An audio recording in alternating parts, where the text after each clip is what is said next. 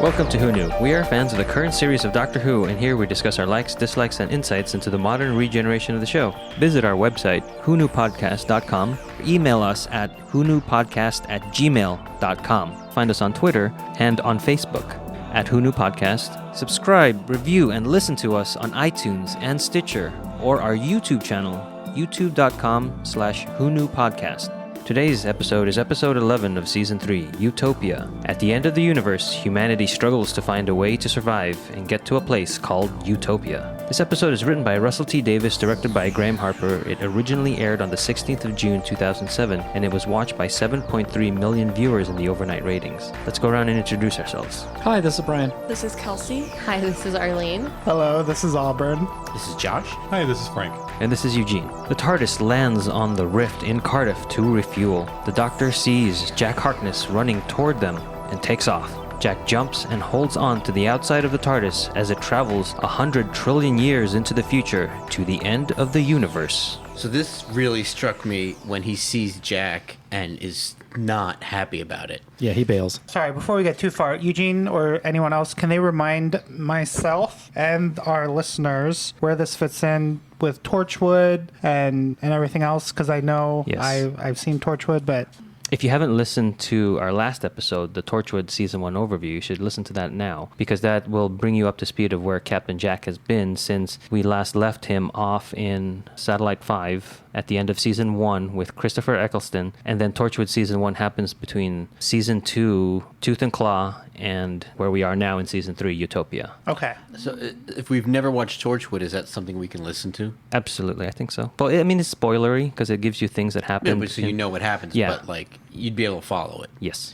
If you weren't watching Torchwood, is this the first time you've seen Captain Jack? Since Since No, he... since season one. Since Season the 1. ninth. You should listen to that Torchwood Season 1 overview now. And Jack does a good job, kind of hitting the highlights when he's talking to Martha of what's going on. But when the TARDIS lands in Cardiff and you see this, if you watch Torchwood, it's like, They're they're going right to bring Jack. outside. They're going to get, Glenn and all these other people that are going on is what you're thinking. It's like, they're at Torchwood. So you already know it. And then you see Jack running up and it's like, okay, what's going on? But you also know what's happening in Torchwood and he's all, running up alone.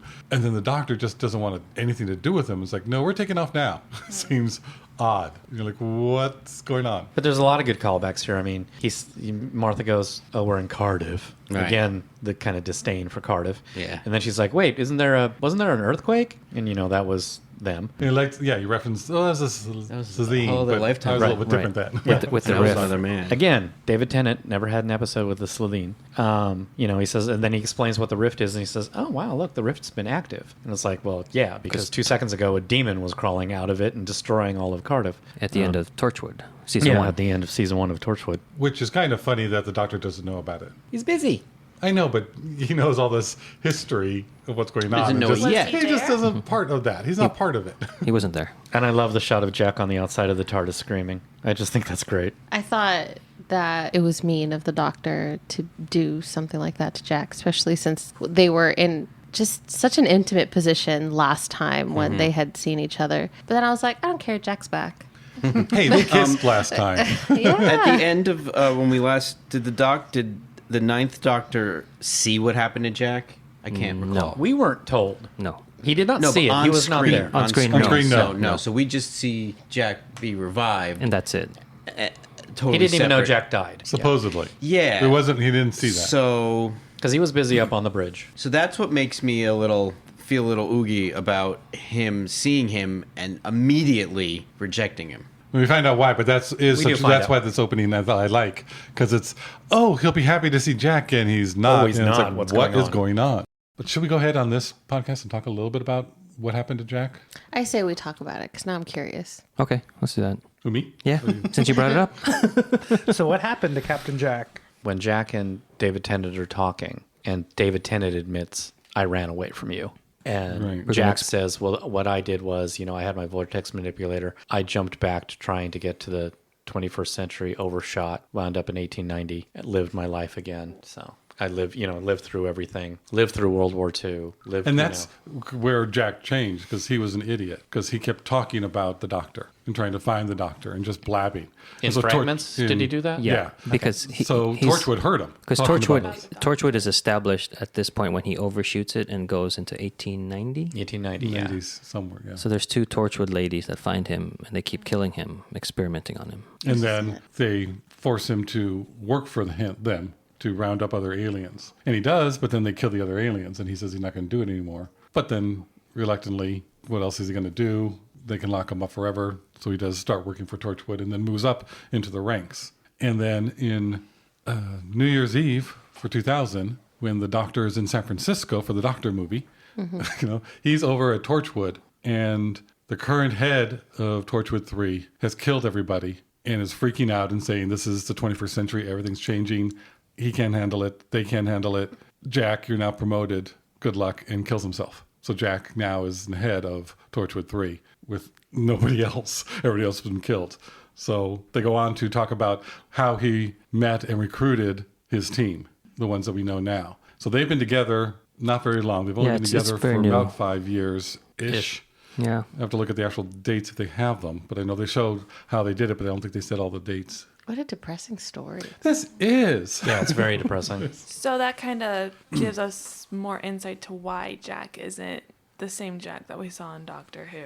He's not the con man, lighthearted, funny, definitely more somber given what he's just like lived through. That's and true. experienced. The only problem that I have with that is when Jack does go back onto Doctor Who, he's old Jack. Exactly. That's how he's written is the same. You get that. When he shows up in season Season. 3, He's he's back. old Jack. Yeah. It is very kind of disconcerting. Because 2 different teams working on the same character, you're going to have, something that doesn't wow. gel. And even, when this pilot is starting, the last time we saw Jack was at the end of the world, and he comes Running back to off life. stage left. Yeah. Like he just runs So he's off died. of- Dalek killed him. Rose Rose brought- brings life. He wakes up, and that's it. And the next thing we see is him leading this team of people. So we don't even know anything. We don't even know he's immortal. We know it's just like, what is going on? How did this happen? Now we knew But he's we a time did agent, know that he died. right? But that could mean that you could have shot him again and he would have killed. He would have died. It didn't mean that Yeah, he at this kept point, they coming don't back know from that. death. So this does introduce, like, Jack's team does not know that he has that ability. So at the end But of we this learned episode, that in episode 1. yes, at the end, and so does Gwen. But that's that's a shock to us, where it's like he gets shot and stands up again. It's like, oh, Rose made him immortal. She didn't just bring him back to life. She made him so he couldn't die. And that was a bit of a shock. And, we had that discussion when we were talking about. Children of Need special. Oh, okay. Oh, that's right. We did. That's when we talked about it. Yeah, there's a Really? there's a throwaway line. Jack's helping rebuild the Earth or something. Oh, yeah. That's all we have for now. I wish we had seen Jack on the TARDIS during the main titles. Yeah, they wanted to do that. Yeah. Did they want to do that? They wanted to do that, but they didn't want to spend the money. Yeah. Yeah. Oh, that would have been worth it. But they were laughing, just thinking that would be the greatest thing. It would have. That's why you see him on the TARDIS screaming in that close-up shot, and then they cut to the future kind saying humans, and then they go to the opening credits, because if they went straight to opening credits, it'd break continuity. Oh, I wondered about that. Yeah. The TARDIS lands on a rocky planet. It looks like a quarry. It is. When the Doctor and Martha step out, they find Jack dead on the ground. But not for long. Jack comes back to life to the shock of Martha and, the disdain of the Doctor.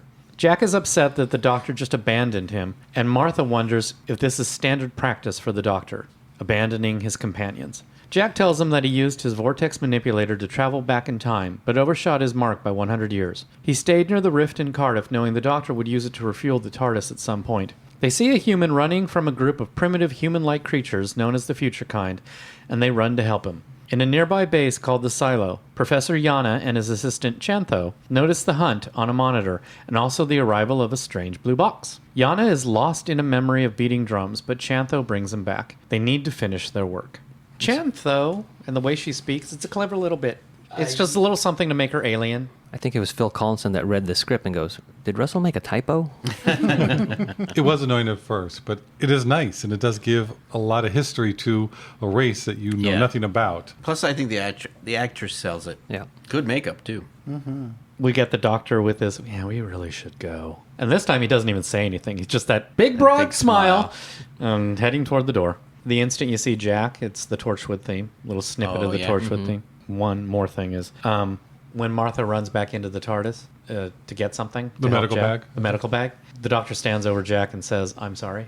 What's he sorry for? Leaving him, or the fact that he's immortal now? Exactly. What happened to him, I think. Or that he just carried him 100 trillion years into the future on the outside of the TARDIS. I mean, it's like, what is he saying? I'm sorry about Everything? Who knows? Because I kind of like read it going, I'm sorry about the whole Bad Wolf situation. Maybe, I don't. Maybe I missed something, but I just don't see how he would know. He's a Time Lord, though, Yeah. and he had the heart of the TARDIS inside of him that had just brought. Oh, so maybe that. So it was the heart of the TARDIS that brought him Jack back, Yeah. and then when he had that in him, Yeah. he had all that knowledge. Yes. All right. Well, there you go. Which now we didn't know that at the time, and I don't even think Russell Davis knew at the time. But now he's just kind of, oh, wouldn't it be interesting if the Doctor is not happy to see Jack? I think it's a great thing. So that's how he explains it. I mean, Story-wise, through everything that was going on, the Doctor figured out, and he knew what happened to Jack, and he got out of there really fast. I think it's interesting that the Time Lords don't go to see the end of the universe. That's not someplace they go to. They get distracted. And the Time Lords, like, they get distracted by shiny things. There's nothing shiny. There wasn't anything shiny there. There's no stars. It's all darkness. It was fun when he said, "Oh, I missed this," and he's running. Yeah, I like that. And it's the old Jack. It's the old- It's a Jack that we instantly the old know Jack. from Doctor Who, not the Jack from Torchwood. It's so weird that's You're making me the not thing. want to watch Torchwood. I got to put in that disclaimer because Torchwood was a good show. It had some great actors, the writing. It's not what you expect. It's just not uplifting, but it is done well. But it is a darker show, and it is not one that has happy endings. I Jack almost would help him. imagine John Barrowman in delivering that line, "I've missed this."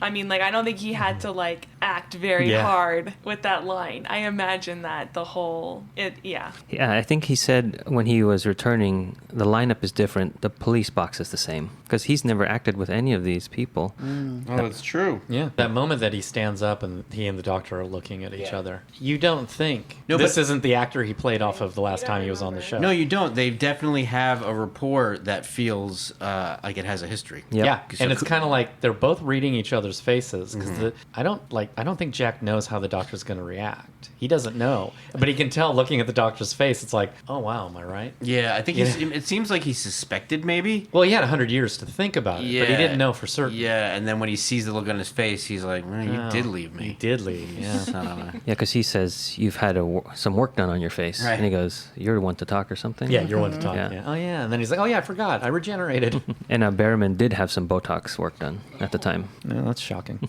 When they're talking about, I saw that Rose died, and the Doctor, oh no, she lived. Sure, now you switch over and change your tone.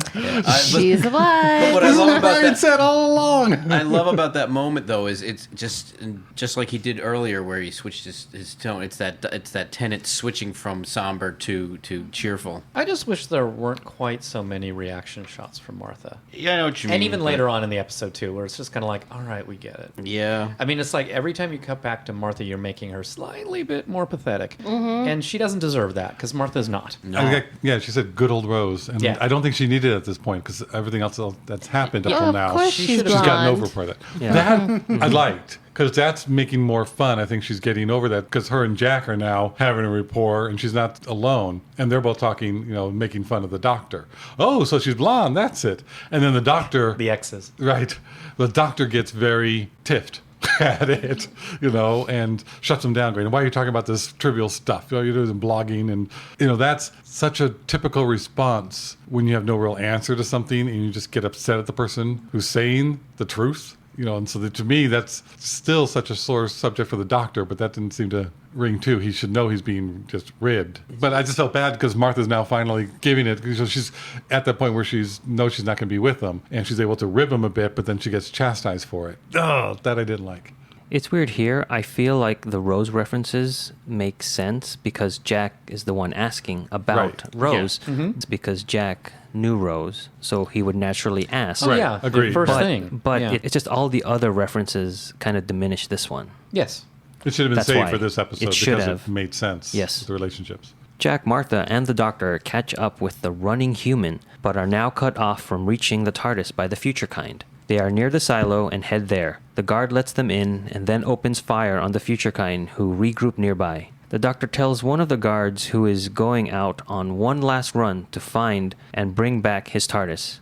The group meets a child named Crete, who escorts them through a refugee camp and reunites the human with his family. The Doctor and Jack open a locked door and see a huge rocket ship that will take the refugees to Utopia. Yana learns that one of the newcomers is a scientist and rushes to meet the Doctor. He brings them to his lab and shows the Doctor that he is having a problem with the rocket's escape velocity and asks if the Doctor could help. I think now's the time to talk how useless the future kind are. They're not needed in this story. You don't need it for the story, but you need it for the stakes. They're at the Characters. end of the universe. The universe will die. The lights But in it's the not sky, happening it's not the stars happening now. have gone out. But it's not. How long is that taking? It might be But taking then- another generation or two or more. Okay, but then you are correct. Write them better. Oh, they I agree. are nothing but Oh no, they are they're- nothing it's- but that's a bunch two of or rum-tum three- tuggers. okay. They're just nothing but 2 or 3 impediments in the plot. True. That And they're are not needed to be there. They not could be even needed written to be there. another way. Yeah, they could have You know, come it's up They like with- wanted they, a I don't villain think they because- look good.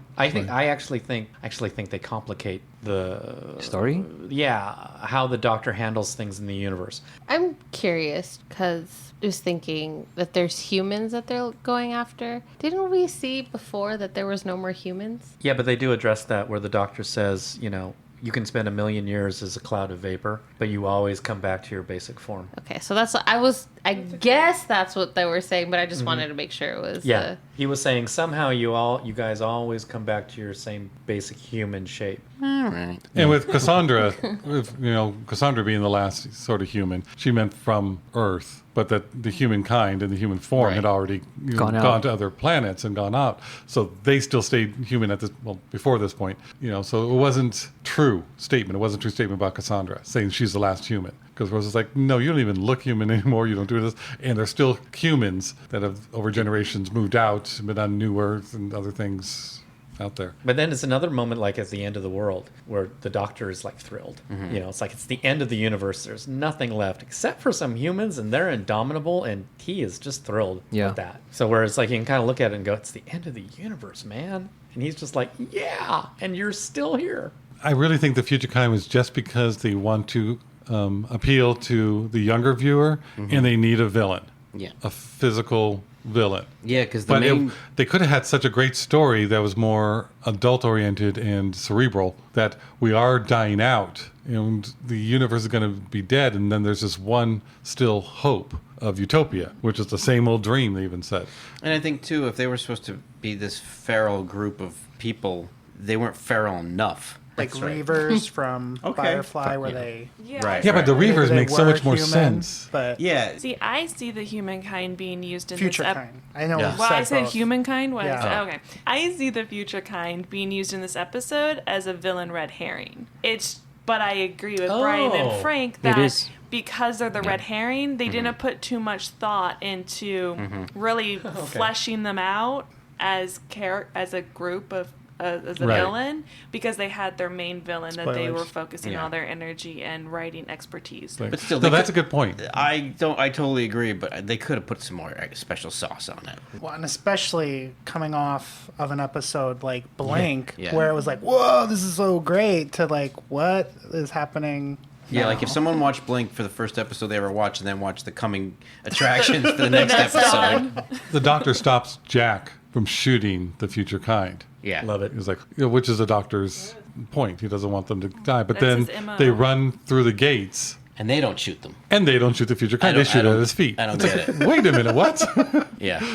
That I didn't understand. Why you're not killing them? We're going to eat you. I'll shoot I mean- at your feet. But Make that's the a lot dance. of cleanup. They're buddies. planning to leave. They have they're everybody planning to in leave. the silo, and they're They're sitting going around to going, Utopia. "Be ready at a moment's notice whenever we figure out when we're leaving. Maybe if- Everything's ready Like, to go." Maybe if Blood- they had killed some of them, maybe if they had shot the future kind, that would have made the rest of the future kind come and descend on them like a horde, and it would have overrun it. I think that if it's more for kids this season. They basically were trying to show the difference between being humane and not being humane. And being Doctor Who and being Torchwood. Yes. Because Torchwood would have blown them really? right out in the foreheads. Maybe I gotta watch it. But Doctor Who has killed so many characters before. Right. Like, it just didn't make sense. Like, I do think it's to show the humanity Yeah. that they don't have what they Yeah. want to eat and They don't humans need it. and They don't need want to kill do them. that. They're What I inside. don't understand, at that point, It just doesn't make sense. They are inside and they are about to leave. I don't Yeah. think they need to hungry, kill them. though. They could have thrown some hungry. raw meat out at them.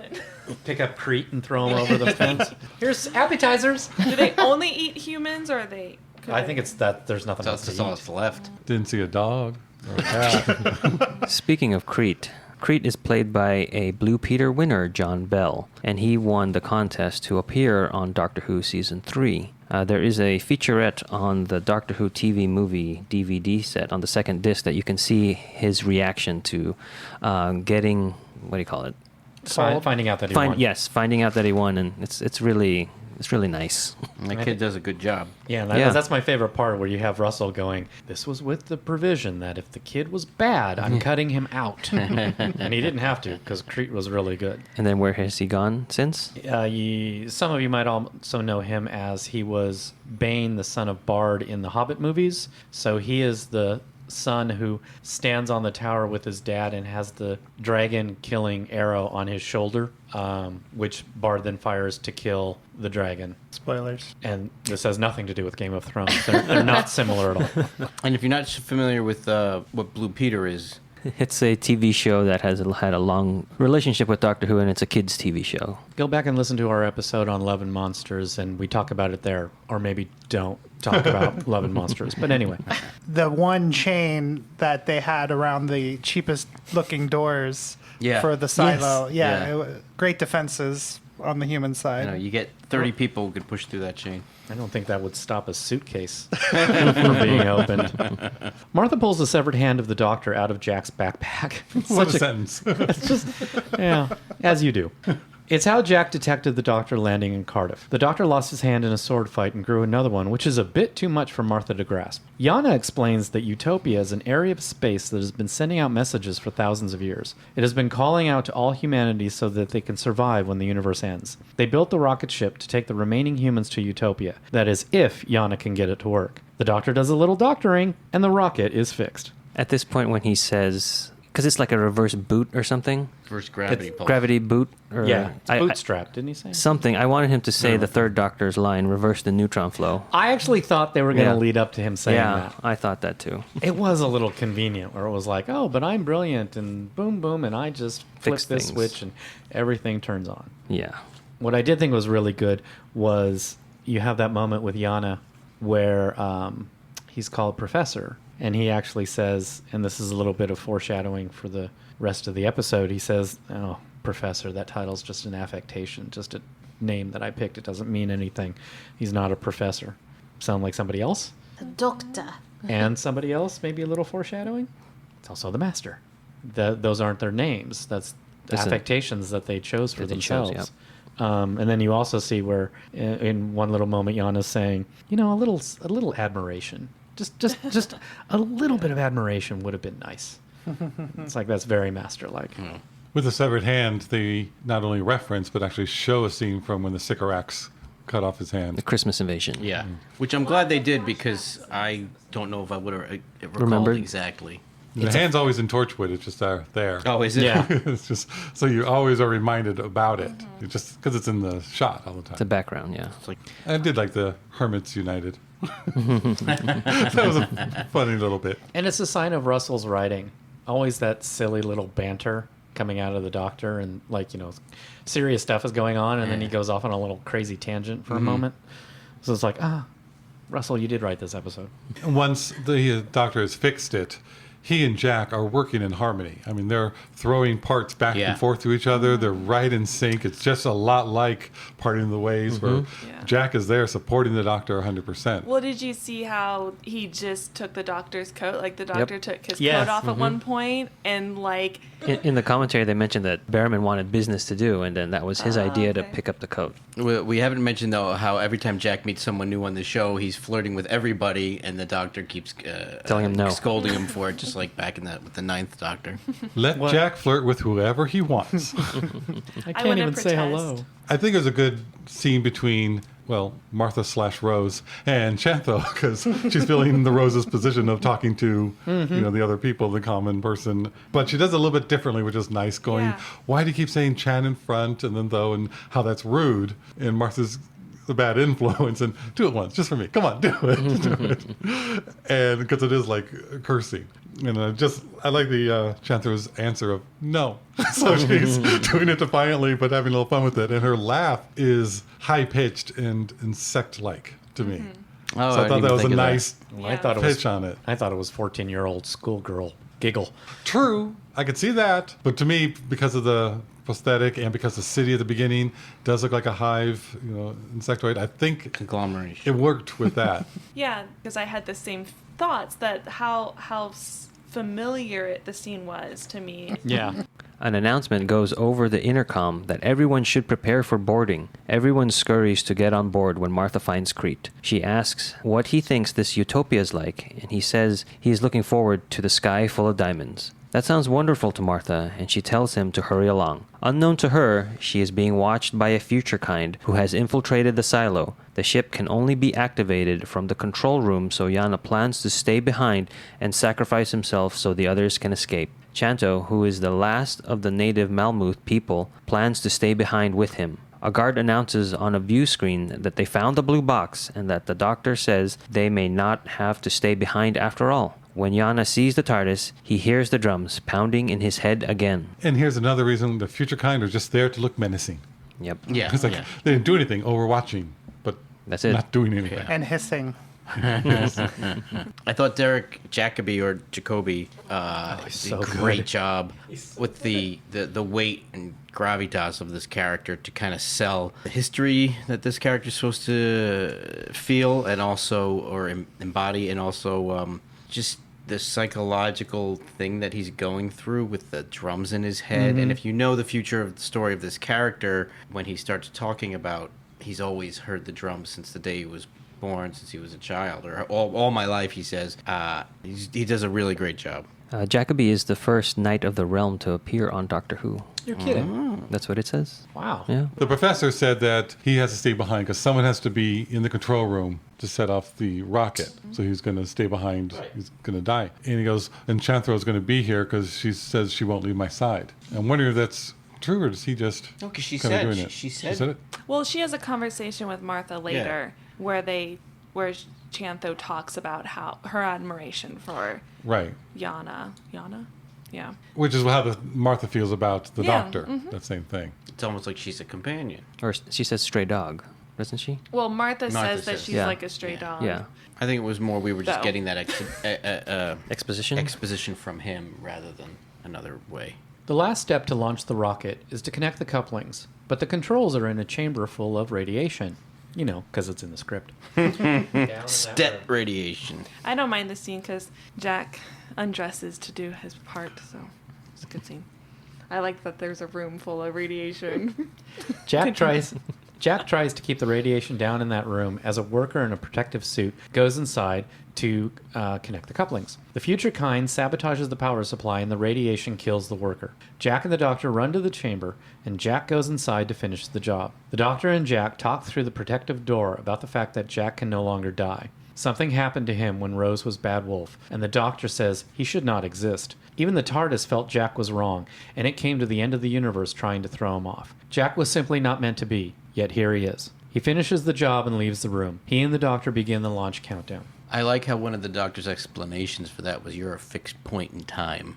Yeah, So that's why he's wrong. and it's instinctual to the doctor. Yeah, It's in yeah. his guts where he just sees him and he just wants to run. I really like that whole conversation. I think it's written really well, and the casualness and again the rapport that the two of them have together. There's a whole other level of something going on besides just the words being said. And this is their first episode. Yeah, Together, yeah. I just always find it surprising that technology comes down to open cover and turn lock. Yeah. Well, it's better than trying to step around a fan. That's true. I know, that was such a Galaxy Quest moment. Who would build it like this? Before that, the hero shot of Jack and the doctor running with their coats flapping behind them is amazing. Yes, it is. You know, when they filmed that, somebody behind a camera went, "Got it!" There it is. And that line, it's one of my favorites. where the doctor says the final act of the Time War was life. Yeah, I love Yeah. that. Yeah, I that's love great. that because That's it's great. again, so you're not thinking of the Time War, but Russell just throws it in, and it's like, oh, I thought that the flashbacks to that episode were actually they fit in really well, and even the shot from the Christmas episode, it didn't feel like doodly-doo, doodly-doo. Let's look back on this past episode. but I always do when they do that quick shot of Jack waking up, going, "Ooh, he's younger." In that scene, Jack asks the doctor, when did you know that I changed? And the doctor replies that ever since I ran away from you. And until this time, I kept wondering, is that in Cardiff when he first saw him and knew right there something was wrong? Maybe that's why. Or was it up on Satellite 5 and year Yeah. 200, 100? I wondered that too. I don't know. Does You he guys say have an ran answer? away from you, or does he say left you? He said Ever since I ran away from you. So I what the doctor think said. Cardiff is what I want to say. And I never thought Like of a- It's Cardiff. the beginning of the episode. Right. But then later in the same conversation, you're like, oh, maybe he means after Rose 'Cause brought him back. But then you guys were saying that the doctor didn't know that Rose brought him But back. no, that to Well, that's life because that's production until- versus storyline. They didn't Ah. write it in the production. They just knew something was going to go on, but they didn't know what. But in this, the line the doctor says is, "That's why I left you behind." And he Yeah. came with them in Cardiff, so that's why I'm thinking it's Satellite 5. That's why I left you behind. He's saying there he did know Jack was alive again, but something was wrong. So he took Rose and left. And that's how I always looked at it. I never thought Cardiff. I want to watch that. Oh. The doctor's a jerk sometimes. Yeah, but I And don't that's want- why I like him. If it was just kind of like there was always an excuse to his actions, I would be like, wow, I like that he's a jerk. And he did run away from Jack, and he obviously did it again, and didn't care that he was outside of the TARDIS and the TARDIS was shaking him off. No, I He's know. A bit of a jerk Just to in kind him. of, yes, you're right. He is a jerk, and he's even admitting it. I mean, the way he's saying these words to Jack through the window is, "Yeah, I ran. I'm a jerk." So And I get he's it. cheeky. And Jack called him out, so you're a little bit Yeah. racist. But there's a It's part of me like, just like I never when thought I of it. watch The Parting of the Ways, it's like I don't want Eccleston's last moment to be jerkish. There was a lot going on in those few moments. I want to watch that weekend that they put on before the Christmas invasion. Yeah. Because you said that The really children in affected. needs Yeah, that special. affected what you thought of the doctor because they talked about Jack in that. Right. So I want to watch it again because it's been a while. He's off rebuilding the Earth, is what he says to Rose. We should go get Jack because she doesn't know he's dead in That's right. 200,011. Yeah, and that does 100. change things a little bit. But then you could say, oh, that's Torchwood, but not really rebuilding, is it? Well, but the doctor at that point, the doctor Doesn't doesn't know that. Torchwood. Never mind. But he scratch doesn't know that Jack is going to jump back in time. He's not going to assume that Right. on this piece of crap technology that the doctor wouldn't use unless it was life or death. He's not going to jump back 200,000 years approximately. So he's thinking that Jack's going to live on where he left him, Right, rebuilding the Earth. There. rebuilding the Earth because the Earth would need him at that point. All right.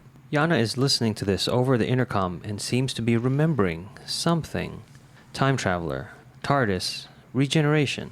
It all echoes in his mind with the beatings of drums. He begins to cry and Chanto and Martha check on him. He says that he was never good when it came to time and even his pocket watch didn't work. Martha recognizes the watch as being nearly identical to the one that housed the doctor's consciousness when he became human, hiding from the family of blood. She runs to the doctor and Jack and tells them about the watch.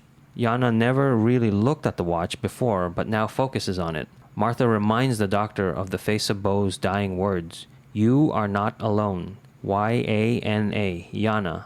The rocket launches and Yana opens his watch.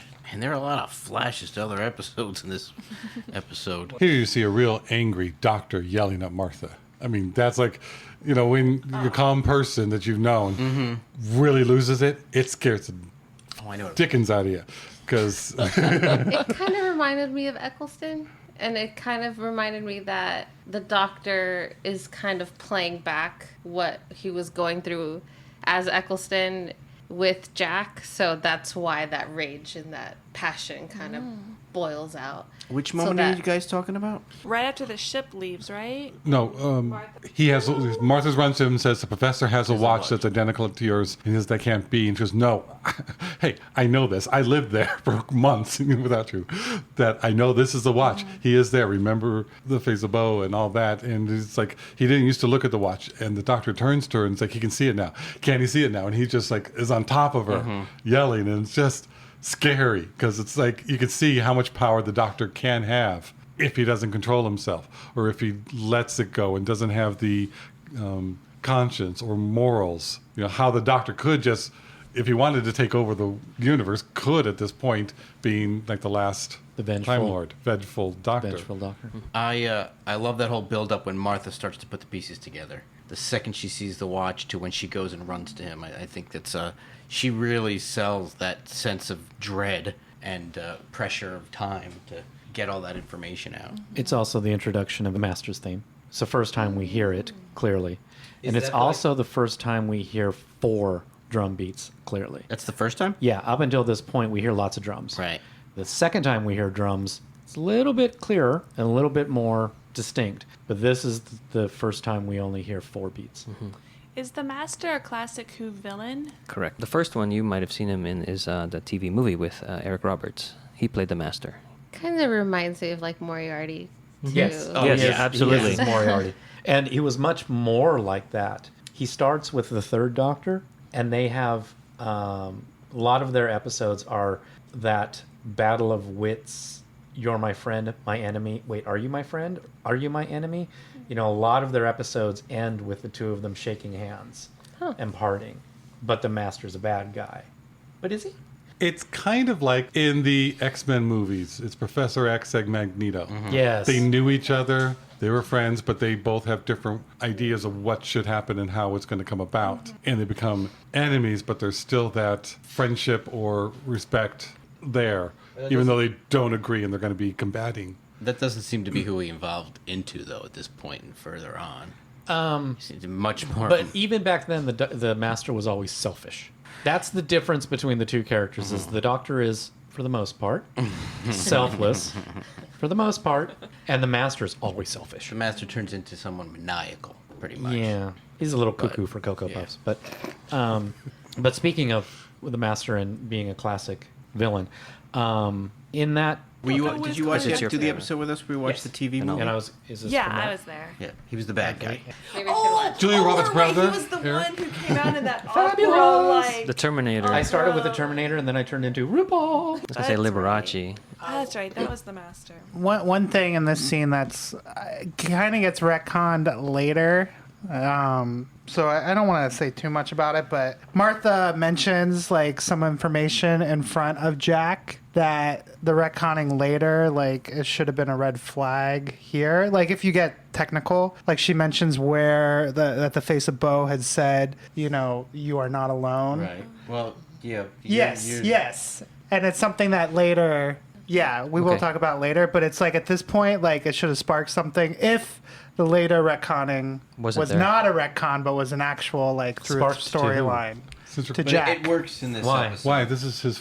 He doesn't know he's the face of Bo yet. No, that's what he used to be called No. when he was younger. Well, Yeah. oh, Yes, that's right, yes. the face of Bo. Yeah. So the fact that Martha was saying, the face of Bo. In front he of could have him. been like, Should have said. That was my old nickname. Right. my It's a- old nickname? But it's Yeah. a big universe. Sure. But still. No. Shut up. No. Yana is in his lab with Chantho and the TARDIS, but locks out the Doctor, Martha, and Jack. He shuts down the power to the silo's defenses, allowing the future kind in. Chantho tries to stop him, but he attacks her and chastises her for not helping him remember who he truly is. She pleads with the Professor, and he tells her that that is not his name. Call him the Master. I didn't really get this. So was he inferring that she knew? No, he's just being a selfish No, master. He's just being like, you It's- should. that's such a We've maniacal... been together for 17 years, and you didn't ever ask me about the watch. You didn't bring my attention to the watch because it has the perception filter. And So he now he's not realizes... going to look at it. It's like, what kind of a friend or companion did I choose in you who never asked about this watch But that I there's have? really no reason she should have. No, not at all. Right. No, it's just him being... He's just being a... I've been stuck in this life for a lot longer Yeah. than I planned to be. And he's going to lash out at somebody because that's what the Master does. Right. Okay. And this point where he looks at the watch is where Professor Professor Yana examines it, we get the voices of Roger Delgado and Anthony Ainley, who were the two of the previous masters. Oh, there's two people. There's more than that. There's and more. then Eric Roberts also. Right, but in And then there's also in the line that there were two people. talking? Well, Like, what one it is person and started I'm the reading line, this the from other the person- TARDIS wiki. Each sentence heard from the watch were spoken by Derek Jacobi and Robert Delgado, respectively. So the first one was Derek, the second one was Roger. The latter was taken from an audio clip from the classic series episode The Demons, and the chuckle is Anthony Ainsley. That was his trademark laugh from his classic series appearances, was that chuckle. Though they don't know what episode that one is specifically from. And one little tidbit, Eric Roberts did give permission for them to use audio of him as the master from the TV movie, but Fox refused. So the clip was cut. Thanks, Fox. Yeah, you're so super Fox. And look at Derek Jacobi's face. Yeah, the way he changes into a whole other person. Oh my gosh. When that slow turn and the music's going, and on his face you're just reading a completely different person, and it's fantastic. Because to me, that's like a switch being flipped. Yeah. And it's amazing that before that he was like crying and like in pain, and then all of a sudden he's maniacal and just meaning harm. It's amazing. He's just a completely different Great person. character, great acting from Jacobi. Although I do wish he would stutter. Chantho's last act before she dies is to shoot the Master, just as the Doctor, Martha, and Jack force their way into the laboratory. The Master takes the Doctor's severed hand, limps into the TARDIS, and locks the door. He regenerates and taunts the Doctor over an intercom. Martha recognizes the voice, but is busy with Jack as they try to hold back the future kind. The Doctor does something to the TARDIS with his sonic as it dematerializes, leaving them trapped at the end of the universe. Well, also the Doctor and he have a conversation while all that's happening. Mm-hmm. Call me by my name. And then you mentioned he regenerates before he leaves. Yes. So that most of that conversation happens after. After. Right. Yeah. Because he hits the intercom. Yeah. Mm-hmm. And it's apparent that the Doctor knows who he is. He knows he's the master. Now, yeah. He's figured it Not out. just another Time Lord. And in this moment, we have two firsts that have happened. This is the first time we see the Master undergoing a regeneration on screen. And then also the Doctor in the first series uses the sonic screwdriver vertically. That's how it was done in the classic series. That's right. That was a Yeah. bit and different. Because he always pointed it instead of this way. I love the master when he's like, "Why don't I explain to you my clever evil plan, giving you time to figure out how to stop me?" And and it's just kind of because that's the master would do that. This new incarnation of the Master with this actor is very Moriarty from the Sherlock show. Young, sarcastic, annoying, Oh, but I like antagonistic. this master. I don't like him at all. I don't like him from moment one. I don't. I mean, You're not he's. supposed to I like do him. wish. Yeah, I do I wish just- Jacobi hadn't regenerated. Yeah, I don't think the actor's doing a bad job. I just don't like what he's doing Yeah, I can for see the that. rest of this run. I like the Doctor here almost pleading with the Master Yeah, not to he's- go. He It did felt a like lot. he would, but it felt like he would leave Jack and Martha to go with the Master, like just because. Like, that's what it felt like in this moment. Now, I don't have the whole history of the Doctor and the Master, but I felt like he would have left them behind to Yeah. join the Master, like, just so he could be with him wherever they go, wherever he was going. Or to stop him. No, to me, it felt like... be with him. With the last two. Yeah. He wasn't We're looking it. to harm the Master at all. He wanted to, be brothers. Like, this is after the Time War where he... Like, because all of the Master previously, there was Time Lords all over the place, right? Like, Gallifrey was still around. So this was after genocide. You're it. I just found you. Like, Yeah. these people... I mean, we you are know. seeing No, the I can Doctor's see desperate that. loneliness. Yeah. I can see that because he even says you don't like he says something to the effect like you don't know. Yeah. We're the only two or what's the Something line? like What does he that. say? We're the last. We're the last. And I almost feel like in his face and his voice, you could sense him feeling, I couldn't have anticipated this lonely pain. So when did he realize it was the Master? Yeah. In a couple minutes while he was in that room talking to him, or there was a moment too where you saw in his face that he sensed it. He sensed something when he actually woke up. I think. Well, I do think it's down in the control room with Martha. I think that's why he's Because mad I at think Martha. in his mind, well, maybe I'm giving, Who was this the is only- the Doctor. So who wasn't involved in the Time War? Who's not on Gallifrey? What Time Lord could be out there Yeah. with everything going on with the whole thing? That's probably what it And is. It could be, to him, the Master comes to mind. Oh, I also think it's probably a part of course it's the Master. Or because the Master's the only one that's kind of on the same playing field as the Doctor. Is that who else would be the only other Gallifreyan that would be desperate enough to do this to themselves? Because as we think so much alike, we've become enemies, except you fall on the selfish side and I fall on the try to do better side. He saw the end of the Time War coming, and he said, well, I'm going to make myself human, so when this thing happens, I'm going to stay alive. I bet you that's what happened. I don't think so. I think it's too much. That's a possibility. I'm thinking when the Doctor ran and the door closed and locked them in, he knew at that point, yeah, my suspicions are certain that this is the Master. The Doctor may not be happy with any Time Lord coming back. He may be the last one, but there's a reason why he's the last one. Because he got rid of them all. I'm just looking this up online, and Jack says, oh, you might not be the last Time Lord. And Martha says that should be brilliant news. And the Doctor says it depends on which Time Lord. Yeah. That was in this episode? That was this episode just now, yeah. They cut to Martha really quick going, I know that voice. Yes. I thought that was a great little, what? How do you know who this is? And then the show's going to end and you're not going to be fulfilled. It's the thing that Brian has been pointing out to us, or has it been you, Frank? Every episode you're like, "Ooh, remember this? Oh, remember this person?" It's kind of the callback to the mystery, the big mystery of the season. For you listeners who aren't caught up with the show as you're listening, you'll find out in the very beginning of the next episode. So don't worry about it. It's also something. It's so quick, and there's so much going on, and the music's so loud. You may not catch it the first time. Yeah, right. But it's Martha knowing. Yeah, but it's like I think it's like on second or third. It's like she says it like 3 times. The music. Wait, no, she says the music in this last scene. Oh, it's great. Oh yeah. Oh, that when that he goes tribal music. Yeah, when the Master goes to open the TARDIS, you got like this tribal music, and then it switches to I don't know, maybe the Master's theme. Maybe I'm not sure. I don't know. But we have like a change of 4 to 5 musical themes. It was very chaotic. Yes, the anxiety level definitely. Chaos is a ladder. It's a great cliffhanger. It's a great cliffhanger. All right, Utopia. Who is this episode good for? Or this episode is good for who?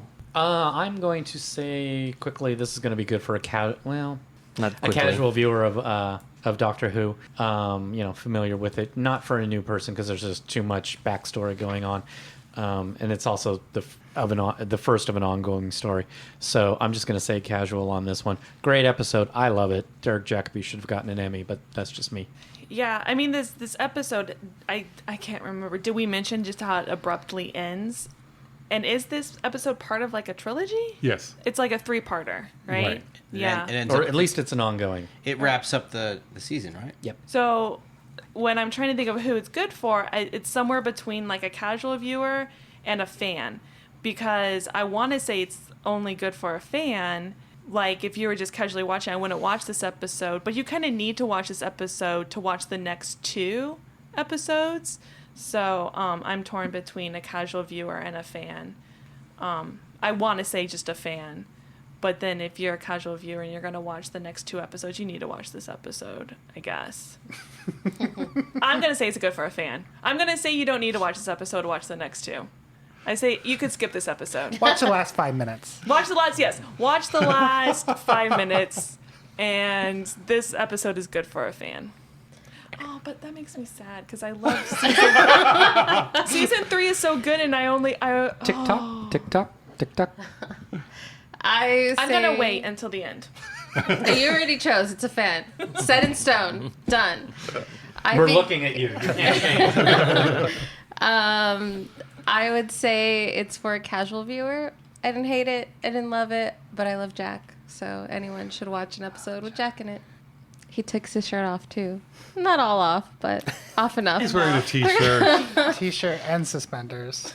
It's cute. Yeah, I was leaning towards fan, but does have Jack. I think I like that smile. I'll still go with it's good for a fan. Like it is a lot of putting all the pieces in place, I think, for the next episodes.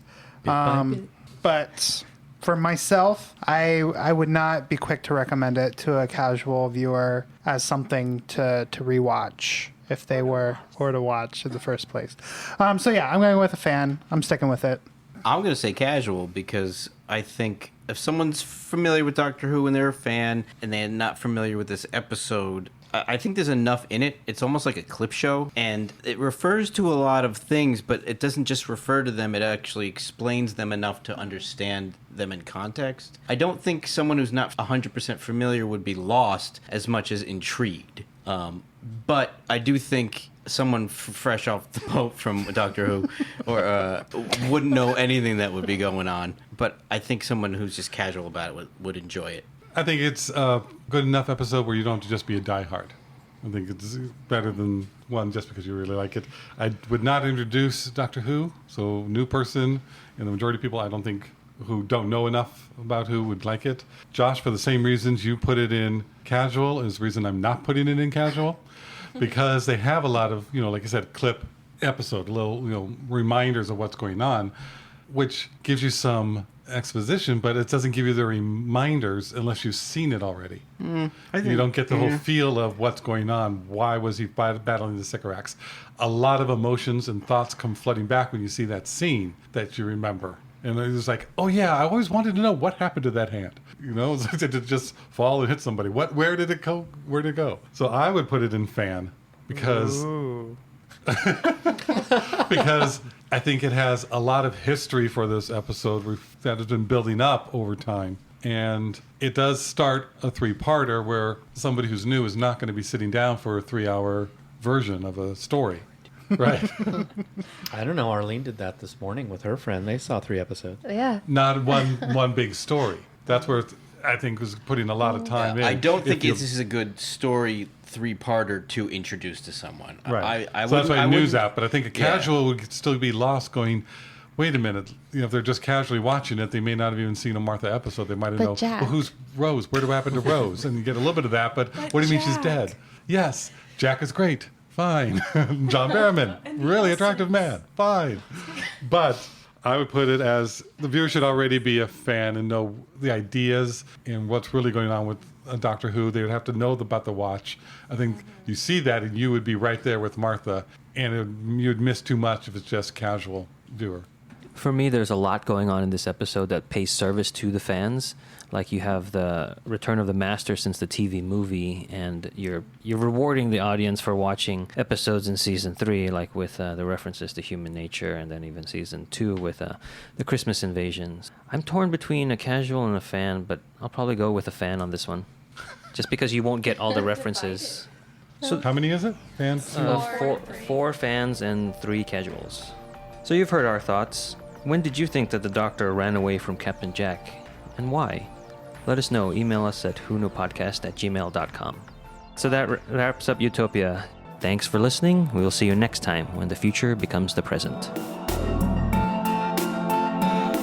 You've just listened to an episode of Who Knew? Our wonderful theme music is by Michael Grady. Find him on Facebook. At The Universe Explodes. All our episodes are engineered by our very own Auburn. Find me at auburnbinkley.com. You can find this show in several places. Follow us on Twitter at Who Knew Podcasts. Subscribe, review, and listen to us on iTunes and Stitcher. Or our YouTube channel, youtube.com/Who Knew Podcast. All our episodes are on whoknowpodcast.com. You can leave comments there or email us at whoknowpodcast@gmail.com. This podcast is inspired by Doctor Who. The longest running sci-fi show in history. And especially the revival spearheaded by Russell T. Davis. Thanks to Russell, Sydney Newman, Verity Lambert, Ron Grainer. And all those involved in the adventures of our favorite Time Lord. Your work continues to inspire and entertain. Utopia. Tapia. All good. Hey-o. Right up to here. Red leather, yellow leather. Unique New York. Toy boat, toy boat, toy boat, toy boat. Toy Boat. The rain in Spain. That's a tough one. Toy Boat. That's hard. Is there as much running on Torchwood? Yes. Yeah. It's a good amount. Yep. To get their cardio in. All right. Well, they Yeah, have, like it's- but they've got cars and Land Rovers. they travel by Land Rover. They don't really run. They do a lot of aerial photography. Yeah. They get between Jack places. spends a lot of time standing on top of tall buildings. Yeah. Not so much running, but It's a lot. because he's pretty. Yeah. And they need to have good, pretty shots.